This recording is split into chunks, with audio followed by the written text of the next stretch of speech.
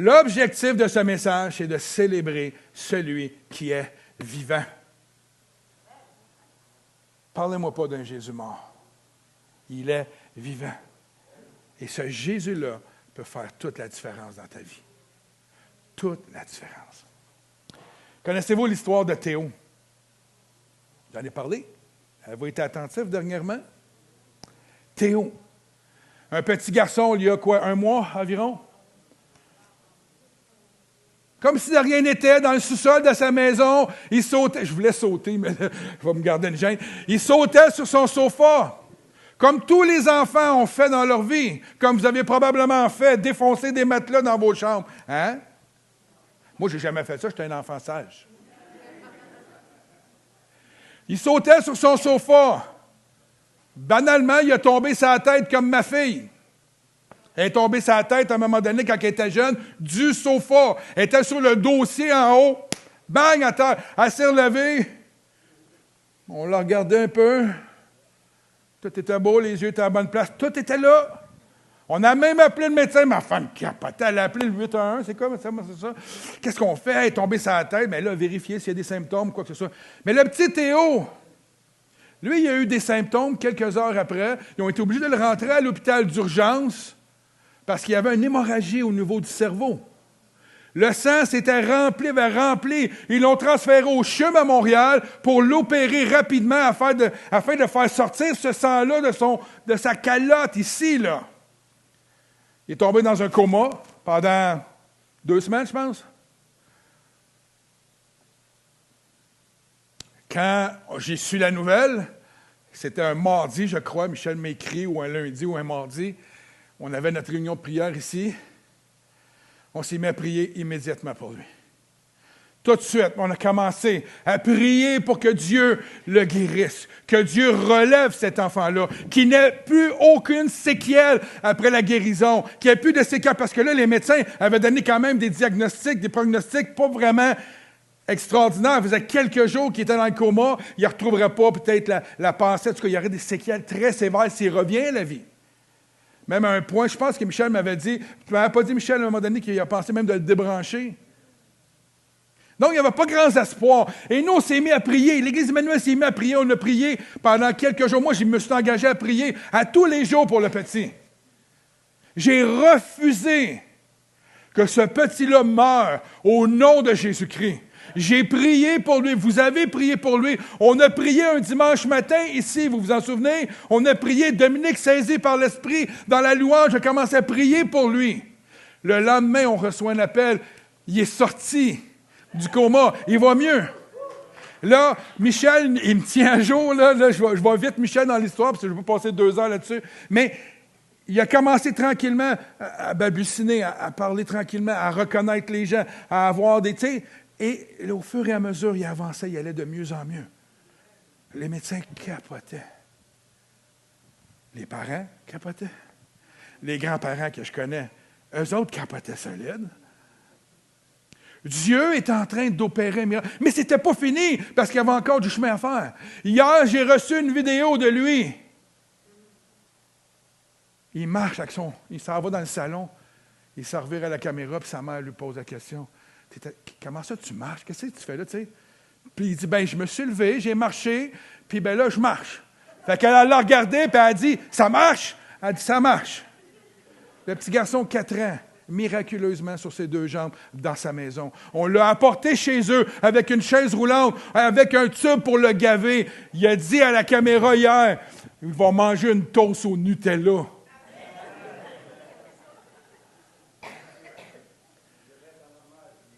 Ouais.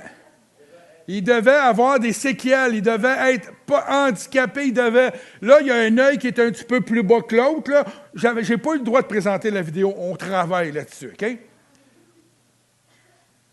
Je prie pour que son œil redevienne à la même place que l'autre. Je prie pour que ce petit garçon-là puisse courir jouer au soccer l'été prochain. Je prie vraiment que Dieu le restaure entièrement pour confondre la sagesse et l'incrédulité des hommes. Dieu a fait un miracle. Pourquoi? Pensez-y. Pourquoi avons-nous prié Parce qu'il est vivant, parce qu'on le sait qu'il entend nos prières. Je ne prierais pas, je ne serais pas ici aujourd'hui à vous prêcher un Dieu si je savais qu'il n'était pas vivant. Et cette série-là, c'était le but. J'aurais pu vous prêcher des beaux sermons de Noël avec des violons en arrière, puis même si je ne joue pas de violon. Ma fille en joue. Tu aurais pu t'asseoir à côté de moi avec ton violon. Le texte de Luc 4 me bouleverse à chaque fois que je le lis. Je l'ai lu, je vais le relire, et vous allez l'entendre toute votre vie si vous restez à l'Église Emmanuel. L'Esprit du Seigneur est sur moi, car il m'a oint. C'est Jésus qui parle ici. Il est rentré dans la synagogue un dimanche matin, ou probablement un samedi. Il est rentré dans la synagogue, il est allé, c'était probablement à son tour, il a demandé pour prendre les rouleaux et lire un texte. Et Jésus, qui est né à Nazareth, de ce petit village-là, a pris pas son courage, toute sa puissance, toute sa force, est allé en avant devant tous ceux qui l'ont vu grandir dans cette ville-là. Puis il a dit ceci, « L'Esprit du Seigneur est sur moi, car il m'a oint. Pour annoncer une bonne nouvelle aux pauvres, il m'a envoyé pour guérir ceux qui ont le cœur brisé, pour proclamer aux captifs la délivrance et aux aveugles le recouvrement de la vue, pour renvoyer libres les opprimés, pour publier une année de grâce de notre Seigneur. » Wow! Pensez-y, c'est mon Dieu, ça. C'est notre Dieu. Il est vivant. Et c'est son rôle. Opprimé, vous savez, c'est quoi le mot opprimé? C'est esclave. Combien ont déjà été esclaves? Hein? Combien le sont encore pour des choses? On est tous esclaves de certaines affaires qu'on a besoin d'être délivrés, right? Exploités. Combien ont été exploités? Pas par votre femme, là, c'est pas le bon, ça, c'est pas la... Parce que, messieurs, on devrait tous lever nos mains, vous savez. Hein? Je m'amuse, les dames. Je ne crois pas à ça, vraiment. Mais en tout cas. Exploiter. Qui nous exploite? Pensez-y. L'ennemi, le prince de ce monde, aime exploiter même les croyants. Exploiter. C'est les gens faibles, les opprimés. Faibles, on a tous été faibles. Et je prie qu'on reste conscient de notre faiblesse tout le temps afin que Dieu puisse nous élever.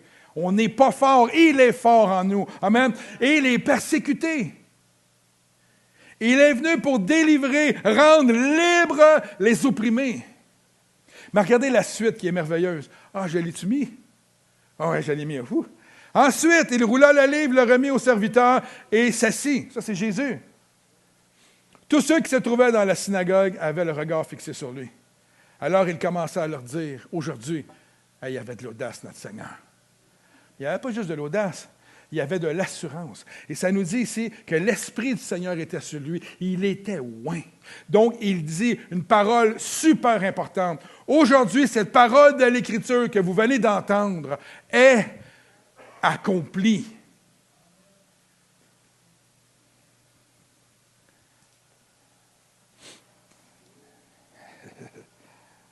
Pléro, le mot accompli. C'est ce que ça veut dire en hébreu. C'est-à-dire remplir jusqu'au bord. Je vous disais dans le premier message que Dieu n'est pas venu enlever les ténèbres de ce monde. Il est venu le remplir de sa présence. C'est-à-dire remplir jusqu'au bord de sa présence. De façon libérale, ça nous dit, le mot veut dire ça, de façon volontaire, libérale, il fait abonder, il va rendre plein.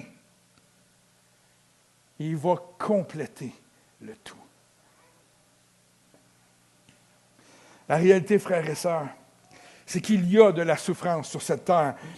Même Jésus nous l'annonce dans l'Épître de Jean, au chapitre 16. Non seulement il y a de la souffrance pour les non-croyants, il y a de la souffrance pour tout être humain, croyant inclus. Jésus, au chapitre 16 de Jean, il va dire à ses disciples, hein, vous allez me rejeter, mais je ne me sentirai pas rejeté parce que le Père va être moi, il va être avec moi. Mais il dit, vous aussi, vous allez souffrir. Mais je ne vous abandonnerai pas parce que j'ai vaincu le malin et je suis avec vous jusqu'à la fin. C'est ce Jésus qu'on a prié pour Théo. C'est ce Jésus que je suis à tous les jours dans ma vie. C'est ce Jésus qui m'aime tellement qu'il a donné sa vie pour moi, juste pour moi tout seul, Normand Charlebois, pas vous autres. Mais c'est comme ça que je le vois. Mais je sais qu'il l'a donné pour toutes vous autres. Mais si j'avais été seul sur cette terre, il l'aurait fait. Mais la différence avec ceux qui mettent leur confiance en Jésus-Christ, c'est qu'on a cette paix-là intérieure, malgré les souffrances, malgré les tristesses de ce monde, malgré les persécutions de ce monde. Parce que Jésus a vaincu ces choses-là. Il nous amène dans un état de grâce, un état de paix intérieure, malgré tout ça. Combien de fois des gens non-croyants nous ont dit « Comment fais-tu pour être dans la joie ou dans la paix à travers l'épreuve que ton épouse a vécue? » Parce que Jésus vit en moi, parce que Jésus est ma paix, parce que Jésus est celui qui prend soin de moi. Je ne sais pas quoi vous dire, mais je sais que c'est Jésus. Je me connais assez pour savoir que c'est Jésus. Quand quelqu'un me pile sa grosse orteil, je sais que c'est Jésus qui me calme les nerfs. Je le sais. Quand la colère monte en dedans de moi puis que ça boue, je le sais que Jésus fait comme « Respect, Norm. Je suis là, je vais te défendre. » Je le sais, parce que la Bible le dit. Évidemment, si je ne connaîtrais pas la parole de Dieu, je ne saurais pas ces choses-là, je ferais les choses à ma manière. Mais à force de lire ce livre-là extraordinaire, qui m'indique comment je dois vivre, j'ai décidé de mettre ma confiance en Jésus. Et tout a changé dans ma vie. Tout a changé dans ma vie. La Bible dit qu'il est venu guérir les malades. Il y a plein de versets. Là, je voulais tout vous sortir, mais je n'arrive jamais à ce temps pour tout sortir. Fait que je vais vous le résumer. La Bible est venue pour guérir les malades. La Bible est venue, excusez-moi. Jésus est venu. Bien, la parole, c'est Jésus. On peut jouer avec les mots. Hein? En tout cas, bref, non, c'est pas ça que je voulais dire. C'est vraiment, Jésus est venu pour guérir les malades. Et opérer toutes sortes de signes, de miracles et de prodiges selon les besoins qui se sont présentés devant lui à l'époque et selon les besoins qui se présentera devant nous aujourd'hui. C'est intéressant quand on lit les Écritures. À chaque fois que quelqu'un se présentait devant Jésus avec un besoin, comment Jésus opérait. Et Jésus fait la même chose avec nous aujourd'hui. Tu me partageais tantôt comment tu chauffais ton truck, puis le Seigneur t'a dit de tourner, aller au Walmart, de rentrer là parce que le Seigneur avait besoin, il voulait te faire rencontrer quelqu'un. Tu es arrivé là, tu t'as finalement trouvé la personne après quelques minutes, Jonathan, et il est allé vers la personne, puis il a demandé pour prier avec, il a prié avec, puis la personne a dit « Comment ça se fait que tu savais tout ça? » On ne le sait pas, mais on le sait. Dieu parle. Dieu agit à travers son Église. C'est ça, la réalité. Que tu y crois ou que tu n'y crois pas, ça arrive à tous les jours. Et c'est la même chose aujourd'hui. Dieu veut intervenir. Si Jésus était venu juste une fois, retourner auprès du Père et dire, là, vous avez vu qu'est-ce que je suis capable de faire? Souffrir pour le restant du temps, un jour m'en revenir. Ça aurait été plate, ça aurait été ça, mais ça aurait été plate. Non, c'est pas ça qu'il a fait. Et je vais vous envoyer mon esprit et vous allez faire les mêmes choses que moi et encore davantage. C'est quand même hallucinant de se faire dire ça. Ce petit garçon Théo ne connaît pas Jésus encore. Et je dis bien encore. Mais par l'entremise du peuple de Dieu, qui lui croit dans la toute-puissance de Jésus, a intercédé en faveur de ce petit garçon, Dieu l'a guéri. Pensez-y. Comme Christ est un avocat auprès du Père qui intercède pour nous en notre faveur, hein, vous connaissez le texte dans la parole, est-ce que nous aussi, nous pouvons agir comme des intercesseurs en faveur du peuple qui se trouve, des non-croyants qui se trouvent autour de nous? Oui, et c'est la raison pour laquelle l'Église est sur terre, pour transmettre l'amour de Dieu, la grâce de Dieu. On est dans une année de grâce et c'est ça, une année de salut, une année où les gens de ce monde, parce que son Église et son esprit est encore présent dans ce monde, nous pouvons agir en son nom et faire des signes, des miracles, des prodiges, donner de l'amour, de la grâce, du pardon. On peut manifester le caractère de Jésus à travers chacune de nos vies.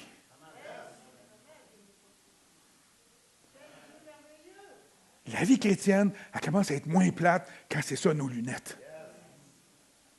Quand tu te lèves le matin et tu te dis, qu'est-ce que je peux faire au nom de Jésus aujourd'hui? Qu'est-ce que ma vie peut être aujourd'hui si je sors dehors? Puis mon objectif, c'est de faire comme Jésus faisait. Ça change la vie.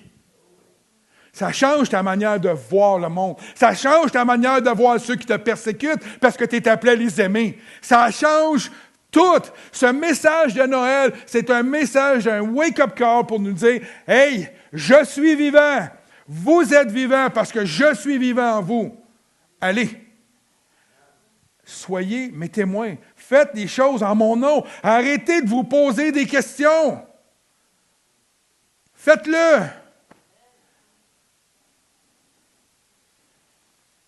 Je pense que l'Église est appelée à ne jamais cesser d'implorer le Seigneur, de chercher la puissance et la grâce de Dieu pour le peuple dans le milieu où on vit. C'est ça le rôle de l'Église. Il y a un livreur qui est venu me porter des carottes, des patates, des oignons. Il est rentré dans l'Église, il a dit, je m'en viens livrer pour Acte de Vie. J'ai dit, oui, c'est ici, des paniers de Noël. En tout cas, on s'est mis à jaser, je l'ai aidé à décharger le camion. Puis là, il m'a dit, c'est quoi ça? C'était une église, cette histoire? Puis là, je l'ai amené dans le sanctuaire, le jaseur, regardait la bâtisse un peu. Il dit, je venais ici, moi, quand c'était un bar. Un bar country. Hey, j'en ai eu du bon temps ici. J'ai dit, tu peux en avoir encore? Ah, j'ai dit, le dimanche matin, il y a un band ici, là. Il est fantastique. Puis il y a un gars qui parle en avant. Il est clown un petit peu. Puis j'ai dit, c'est moi le pasteur. Il dit, ah ouais, je ne reviendrai pas. Non, c'est pas vrai. Mais ce qu'il m'a dit, je ne veux plus rien savoir de la religion. Mais je ne te parle pas de religion. Je ne te parle aucunement de religion. La religion s'est formée, la religion, parce que lui me parlait de l'Église catholique, il me disait qu'il y avait 15 frères et sœurs, il y en a qui ont été abusés par des prêtres au milieu. Il y a eu toutes sortes de choses qui s'est passées. Il a été désabusé complètement de l'Église et il a mis ça sur le dos de qui? Dieu. Alors, nos attitudes font en sorte que les gens peuvent voir Dieu de deux manières, de la bonne manière ou de la mauvaise manière. C'est plate, là, mais c'est ça la réalité.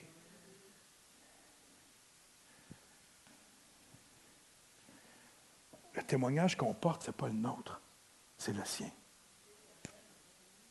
Puis quand on porte son témoignage, on devrait réaliser que si on a un mauvais témoignage, on lui donne un mauvais témoignage. La solution Emmanuel, hey, moi je suis rendu au titre. On va accélérer, OK? Le troisième message, c'est la solution Emmanuel, c'est ça le titre. Il m'a affranchi. Amen. Il nous a affranchis. Tous ceux qui croient en Jésus-Christ, vous êtes affranchis du péché, vous êtes rendus libres aujourd'hui et vous pouvez vivre une vraie vie avec Dieu, sans contrainte, sans rien. Et si des choses viennent dans vos vies qui sont des contraintes, cela ne vient pas de Dieu. 3 points. Il vient rendre libres les opprimés, il vient guérir les cœurs brisés, il vient apporter de l'espérance. Amen. Premier point, il vient rendre libres les opprimés. Toute forme d'oppression, n'importe quoi, toute forme d'oppression, OK? Mettez toutes là, toutes. Est le signe de la présence, de l'influence du prince de ce monde, de l'ennemi de Dieu. S'il y a une oppression dans ta vie, mets-toi-les tout de suite dans la tête. Cela ne vient pas de Dieu. Ça vient de l'ennemi de Dieu. Amen? Depuis toujours, depuis le début des temps, l'ennemi n'a cessé d'opprimer la création de Dieu. Il s'oppose, pourquoi? Parce qu'il s'oppose à tous les bons projets de Dieu pour sa création. C'est ça la réalité. Pourquoi il y a du mal? Pas parce que le diable s'est levé un matin et il a dit aujourd'hui c'est Pierre que... Non, c'est parce qu'il déteste celui qui est en Pierre. Il déteste Jésus et il déteste l'Église de Christ. Mais la réalité, il la déteste, il peut bien détester comme il veut. Il n'y a aucun pouvoir sur cette Église-là. Zéro. Nous devons apprendre à discerner dans nos vies l'oppresseur et ses symptômes. On doit, comme chrétiens, comprendre quand l'ennemi vient sur nos vies. Parce que c'est pas juste... C'est pour ça que je voulais vous amener ce message-là. Noël, c'est pas juste des petites étoiles. La petite musique de Noël. C'est tout beau, là. J'en écoute, je suis un consommateur de musique de Noël. On s'en venait un matin avec des mix de Noël, hein, ma chérie?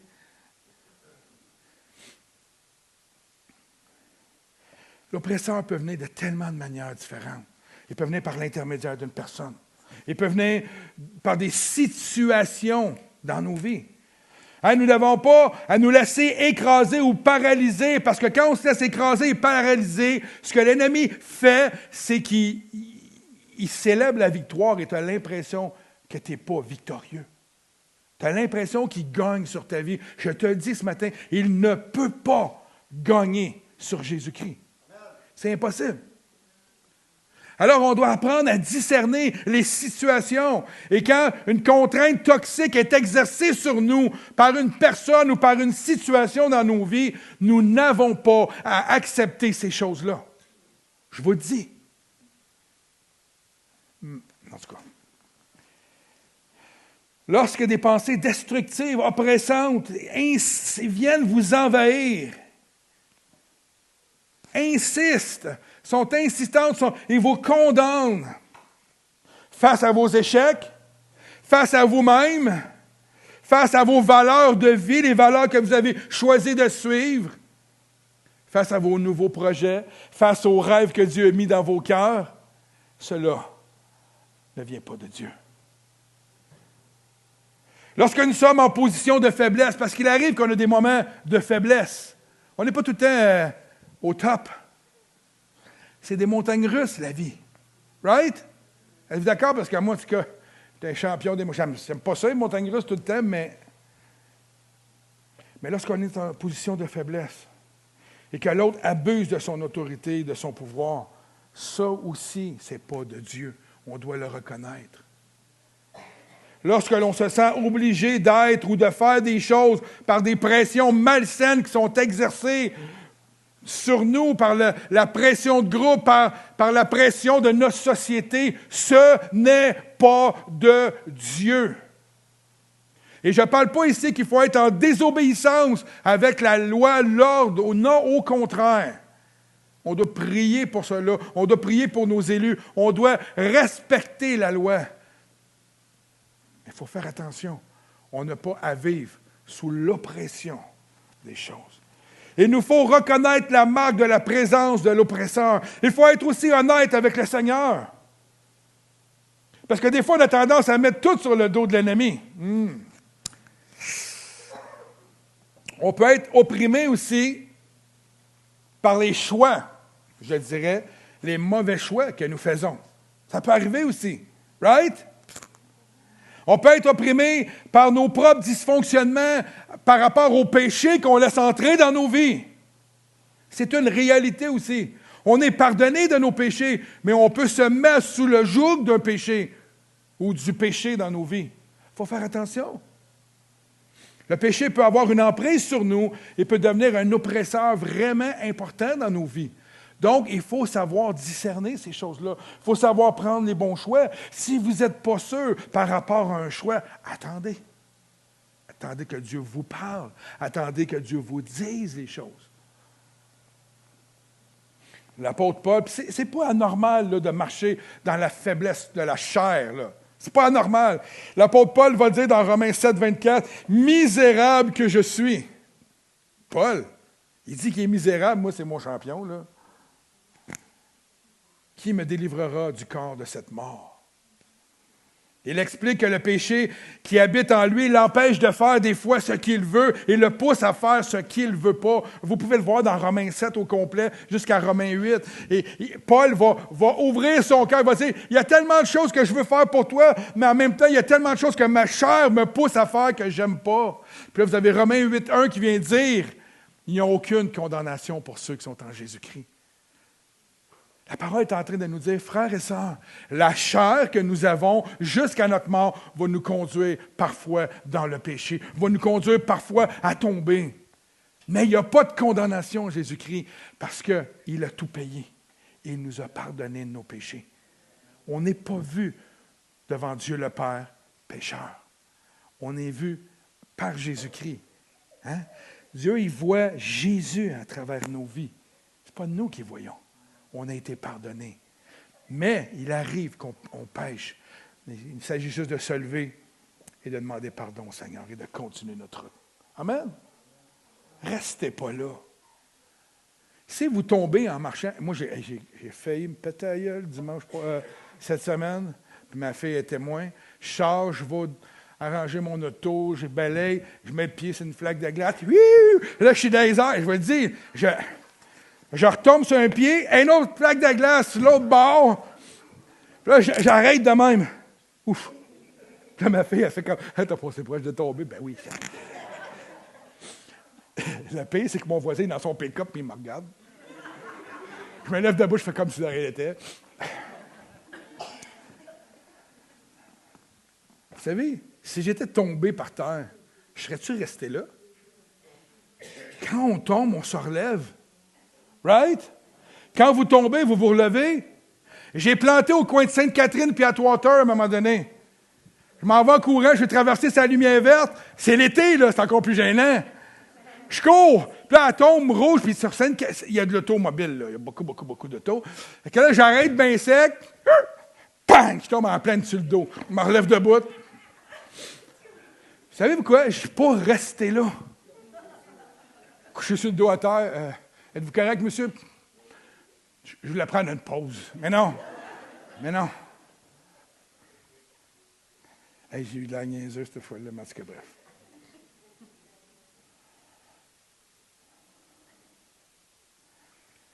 C'est quand on reste à terre, c'est quand on reste dans nos péchés, c'est quand on reste là que nous devenons esclaves de la chose. Elle peut nous rendre esclaves. Elle peut nous garder prisonniers, nous priver de notre liberté, au point où elle va nous imposer ses règles à un moment donné. C'est ça la réalité. Quand on reste dedans, c'est elle qui prend le dessus à un moment donné sur ta vie. Alors que Dieu, lui, propose les choses. Dieu propose les choses. Avez-vous compris? Dieu nous a donné le libre arbitre. Il ne nous forcera jamais. Dieu nous propose les choses, mais l'ennemi, lui, impose. Alors, quand vous vous sentez imposé, c'est un signe. C'est un signe. Je pourrais dire, gloire soit rendue à Dieu ce matin. Car lorsque les temps furent accomplis, comme on a vu la semaine passée, Jésus a paru afin de détruire les œuvres mauvaises du diable en rendant libres tous les opprimés. Et il nous faut absolument comprendre que la victoire est déjà acquise. Qu'est-ce qu'il a dit? Tout est accompli. Il l'a dit dans cette synagogue-là, et il l'a dit après ça à la croix. Tout est accompli. Je suis né de nouveau, je suis un enfant de Dieu, je suis maintenant éternel. Comprenez ce que je veux dire? La vie éternelle ne commencera pas à la fin de ma vie sur terre, elle est débutée parce que tout est accompli. Je ne vis pas dans un corps glorifié, mais je vis avec la pensée de l'éternité en moi. C'est celle qui me nourrit à tous les jours. Je t'encourage donc à saisir la victoire par la foi. Plus tu connaîtras la parole de vérité, plus ces vérités seront appliquées dans ta vie de façon pratique et quotidienne. Elles vont te libérer de toutes les oppressions qui te persécutent. La Bible dit dans Jean 8, 3, vous connaîtrez la vérité. Et quoi? La vérité vous affranchira. Tu ne peux pas connaître la vérité avant de connaître la vérité. Tu ne peux pas être affranchi sans connaître ça. Jocelyn, il a lu la Bible avant de connaître le Seigneur. Qu'est-ce qu'elle a fait, la Bible? Elle l'a amené vers la vérité, qui est Jésus. Il est le chemin de la vérité et la vie. C'est ce qu'elle produit à tous ceux qui décident de lire cette parole-là. Elle transforme ta vie. Si tu ne me crois pas, lis-la, puis après fête, viens me revoir. Je te lance le défi. Lis la Bible. Après, c'est pas pour rien que les religions disent « Lisez-la pas, la Bible, vous allez être fou. » Non, non, non, tu ne seras pas fou. Hein? Tu vas être... Mais non, tu ne viens pas fou quand tu lis la Bible. Tu viens intelligent. Sage. Tu comprends, tu commences à comprendre les révélations de Dieu. Tu comprends l'amour de Dieu. Tu commences à comprendre c'est quoi la grâce de Dieu.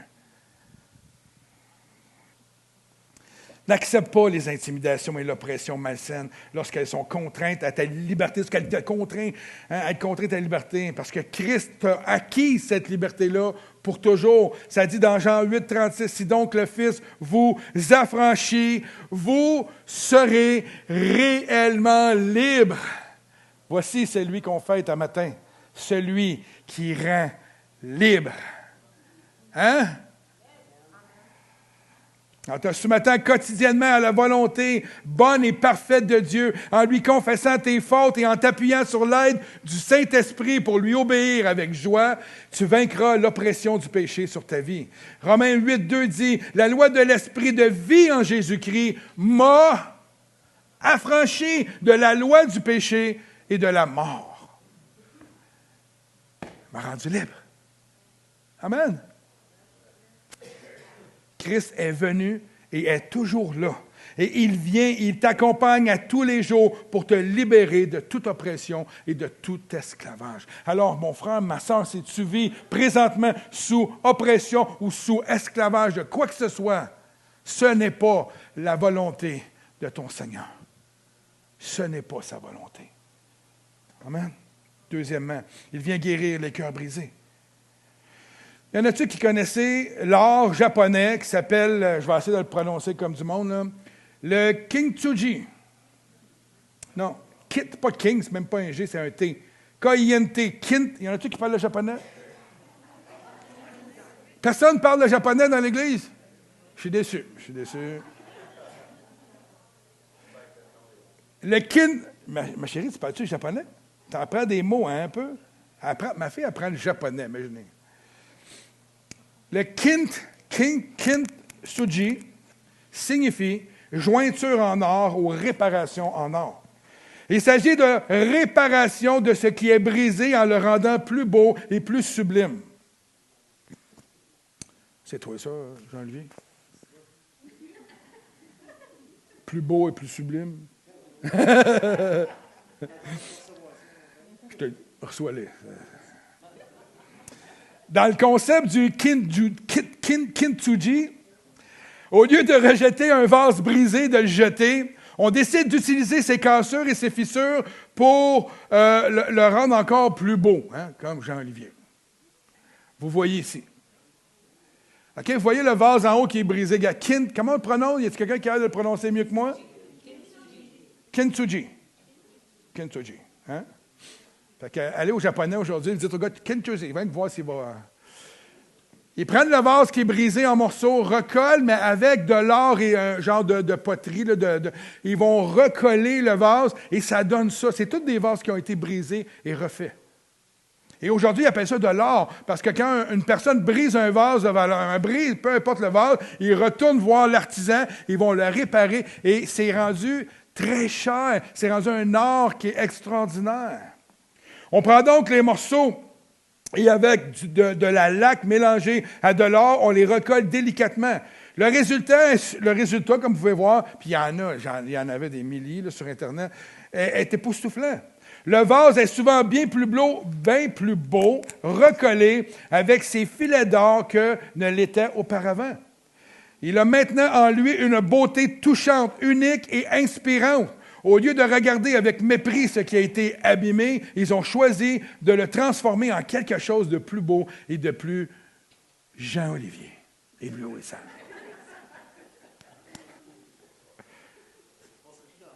Non, je le sais. Mais je t'aime, tu le sais.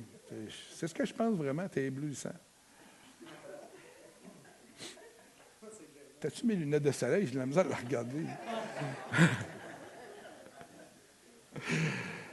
Oh.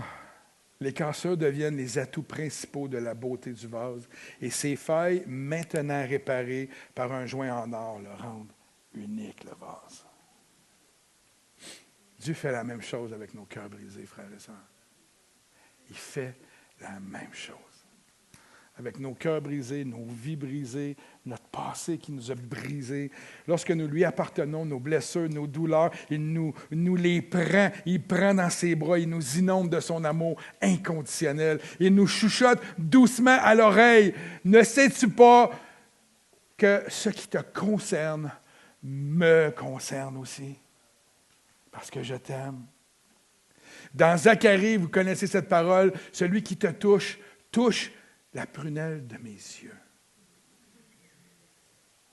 Fait que si vous pensez qu'il ne vous aime pas, il vous dit que vous êtes aussi précieux que la prunelle de ses yeux. Le Seigneur, frères et sœurs, prend plaisir en nous. Il prend plaisir en nous. Lorsque l'ennemi viendra comme un voleur, il sera là pour nous protéger. Avons-nous un doute là-dessus? Bien, il faut qu'on le dise à nos faces, puis à nos corps, puis à notre vie. Parce que des fois, quand l'ennemi vient, on a tendance à s'apitoyer puis à accepter. C'est pas ça qu'on est appelé à être. On est en Jésus-Christ victorieux. Parce qu'il a vaincu. Il sera là pour nous protéger. Il comprend ce par quoi nous passons. Pourquoi qu'il comprend? Parce qu'il est venu vivre au milieu de nous.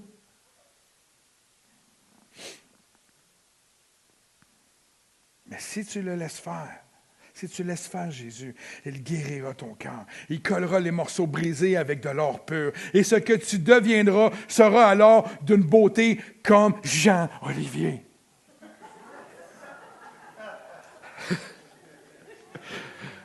C'était trop facile à faire. C'est pas écrit dans mes notes, hein, c'est spontané. Non, mais elle deviendra une beauté unique. C'est ça que je voulais dire, unique. Comme Jean-Olivier.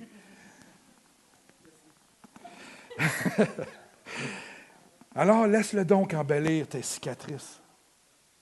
Hein? Laisse le Seigneur embellir tes cicatrices.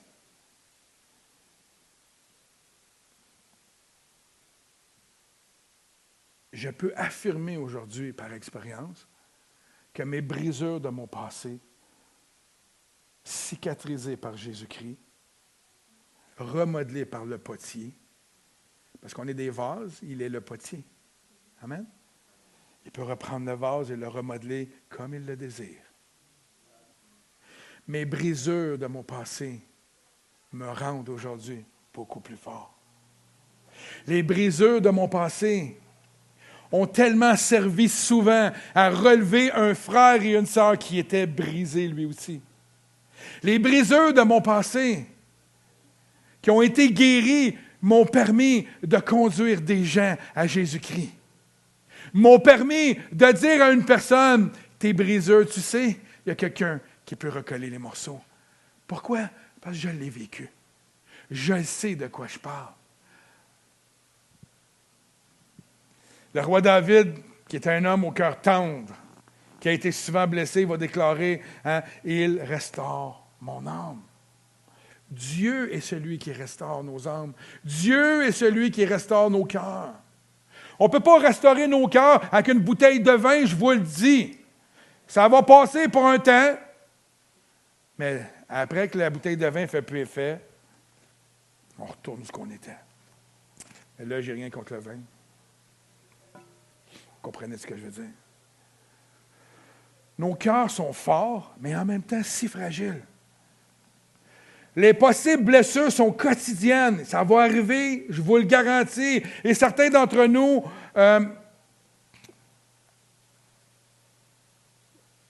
au lieu d'exprimer notre douleur à haute voix devant les hommes ou de la faire subir aux gens, tournez-vous vers Dieu. Tournez-vous vers celui qui peut recoller les morceaux. C'est difficile, je vous le dis.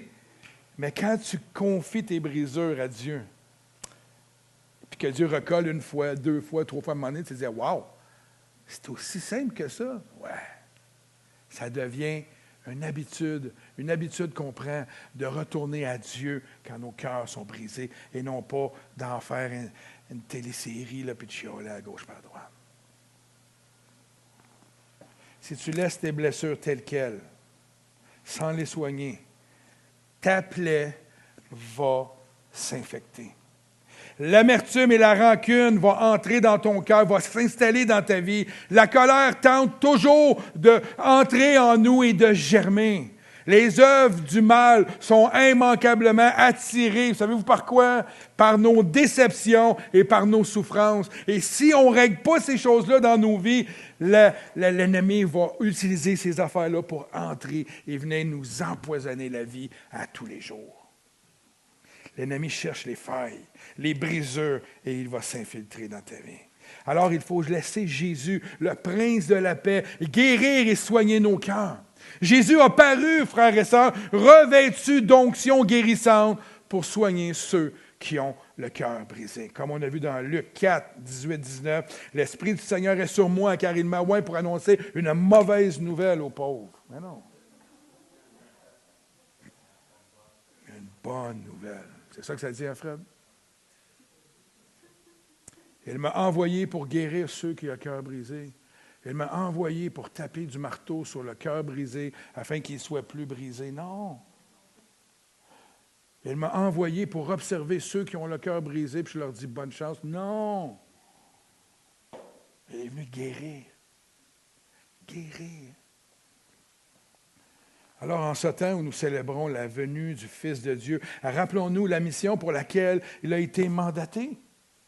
Guérir ton cœur, mon cœur, nos cœurs, de toute forme de blessure et de manière quotidienne. C'est pour ça qu'il est avec nous. S'il avait décidé de venir une fois nous guérir pour le reste, ça aurait été comme ça. Mais ce n'est pas comme ça. Il dit qu'il marche avec nous à tous les jours pour nous guérir de notre quotidien. Le cadeau de Dieu pour toi et moi, c'est ça.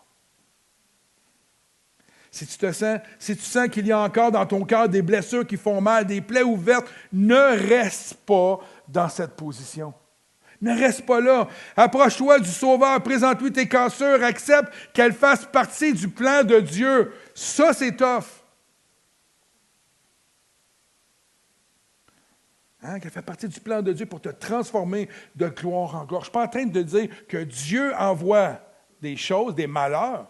Non, les malheurs vont venir de façon naturelle. Tu n'as même pas besoin de courir après. Je vous le garantis. Si tu n'en as jamais eu, tant mieux pour toi. Je te fais une petite prophétie, ça se peut que ça arrive.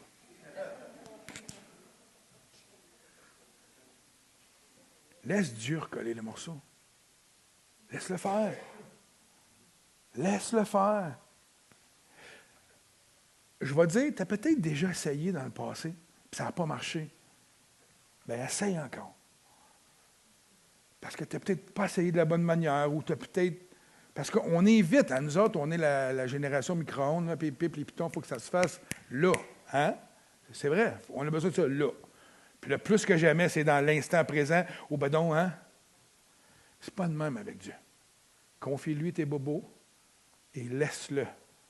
Fais-lui confiance. Laisse-le te guérir dans le temps que lui a choisi. Parce que le temps que lui a choisi, il est parfait. Ça va arriver au bon moment, au bon temps, et tu vas être guéri complètement. Si tu veux bypasser le projet, ça va recommencer encore. Tu vas recommencer, et tu vas recommencer, et tu vas recommencer. Je te le dis par expérience, et tout le monde pourrait le confirmer, ne fais pas les choses par toi-même. Tu vas recommencer. Quand vous faites du ménage à tous les semaines à la maison, vous passez la balayeuse. La semaine d'après, on fait quoi?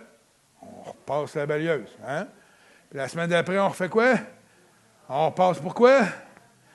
Parce que Dieu ne passera pas la balayeuse. Parce que si Dieu passerait la balayeuse, il arracherait tout. Mais quand Dieu fait les choses, il ne repasse plus, lui. Dieu fait les choses. Amen.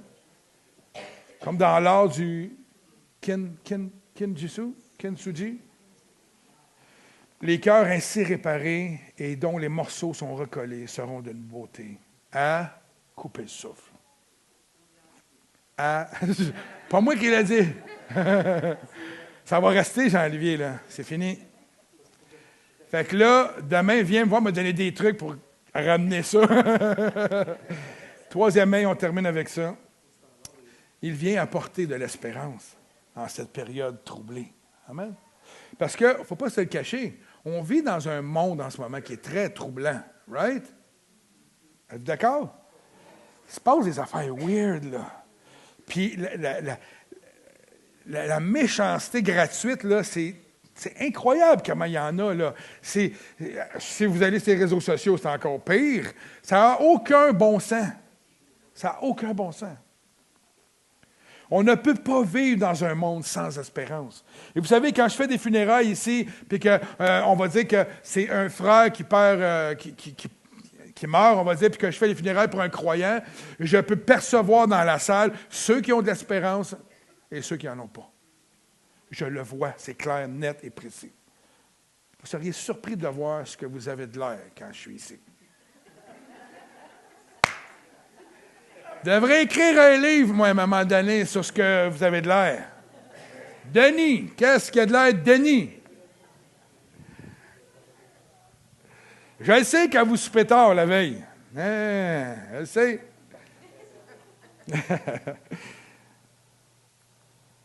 Vivre dans un monde sans espérance, c'est impossible.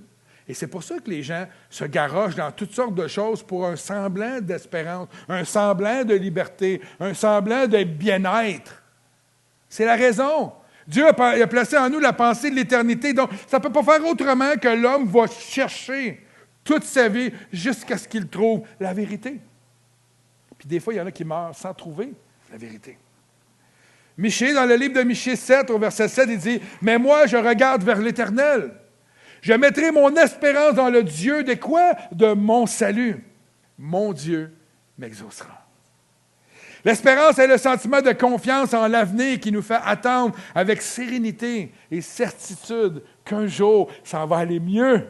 Amen. L'espérance, c'est la foi.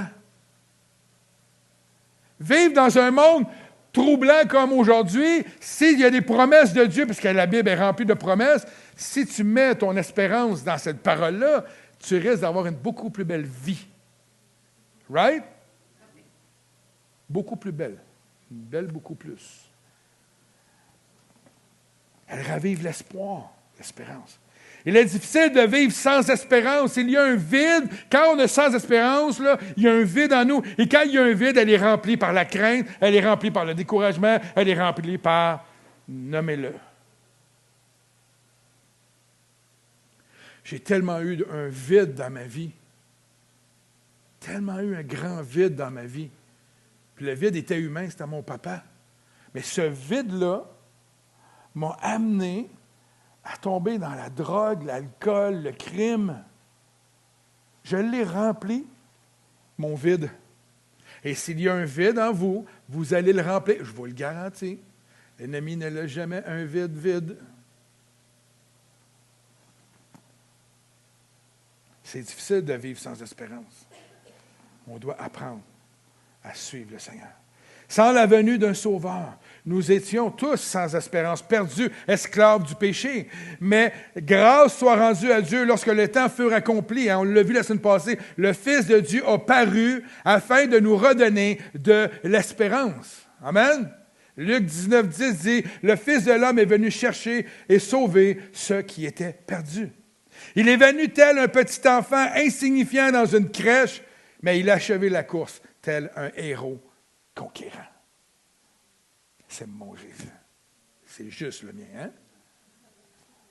Ah non, dites, c'est le mien aussi. Sophonie 3, 17 dit ceci, « L'Éternel, ton Dieu, est au milieu de toi. » Pensez-y. Comme un héros qui sauve, il fera de toi sa plus grande joie.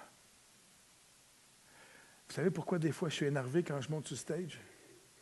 Parce que je sors d'un temps de louange où je peux m'approcher avec liberté de mon Dieu, avec mes fautes, mes saletés, mes péchés des fois dans ma vie. Puis je me tourne vers lui, puis il me regarde avec un sourire, avec de l'amour et avec de la joie, parce qu'il fait de moi sa joie. Je le sais qu'il m'aime. Comme ma fille, elle fait ma joie, je fais la joie de mon Père. Je le sais maintenant. Pourquoi?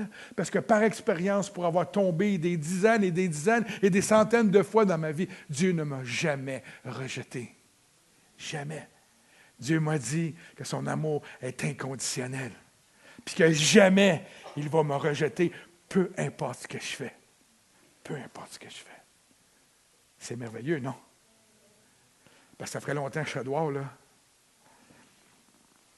Je ne connais pas tes défis ce matin, tes épreuves. Je ne sais pas la profondeur de tes secrets de souffrance, de tes souffrances dans ton cœur. Je ne peux pas mesurer l'intensité de tes craintes, de tes angoisses, mais je sais avec certitude que pour Dieu, comme il a fait pour Théo, il n'y a rien d'impossible. Pourquoi je vous ai amené le témoignage de Théo ce matin? Parce que c'était impossible qu'il revienne normal. On voulait le débrancher. Qu'est-ce qu'a fait notre Dieu de l'impossible? Il a guéri.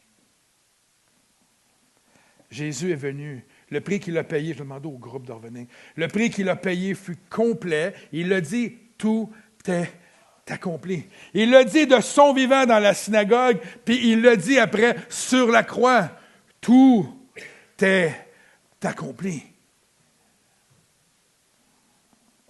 Il l'a fait pour te donner de l'espérance, afin que tu saches combien il t'aime et combien il prend soin de toi, combien il veut te délivrer. Lorsque tu décides de tout lui abandonner en lui faisant confiance pour les défis de ta vie, parce que les défis, il y en aura, alors une force nouvelle va renaître en toi et une paix va t'accompagner. C'est, je vous le dis, garanti. Ésaïe 40, 31 dit ceci. Mais ceux qui comptent sur l'Éternel, qu'est-ce qu'il dit? Ils dégradent tous les jours.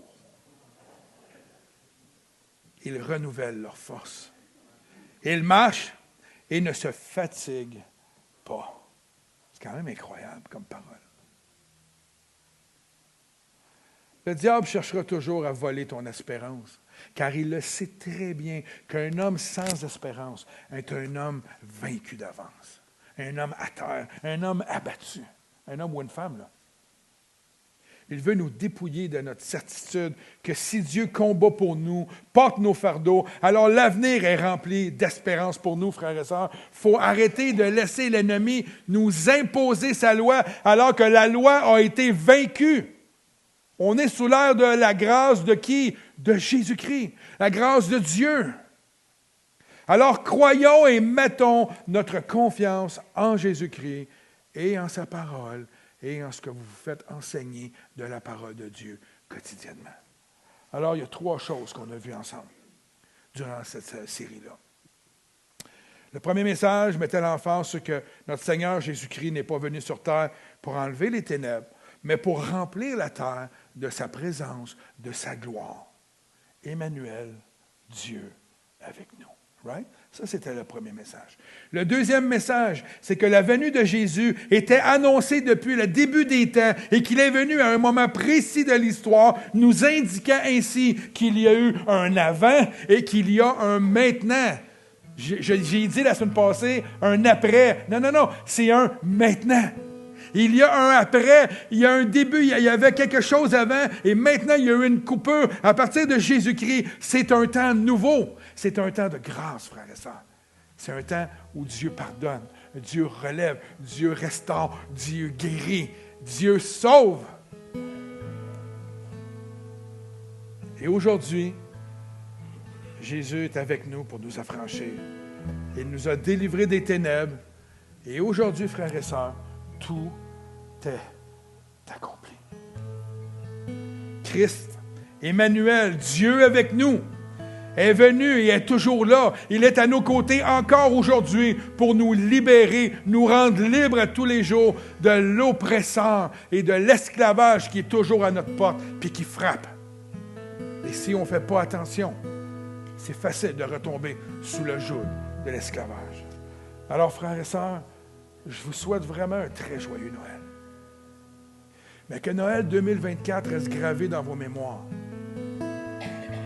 En vous indiquant, n'oubliez surtout pas, je suis vivant, je suis avec vous, comme dans Matthieu 24, ça dit jusqu'à la fin des temps, je suis là pour vous, je suis là pour vous rendre heureux, je suis là pour faire de vous ma joie, je suis là pour guérir, je suis là pour vous restaurer, peu importe quels sont vos besoins. Je suis là, vous dit Jésus. Alors, un très joyeux Noël, frères et sœurs.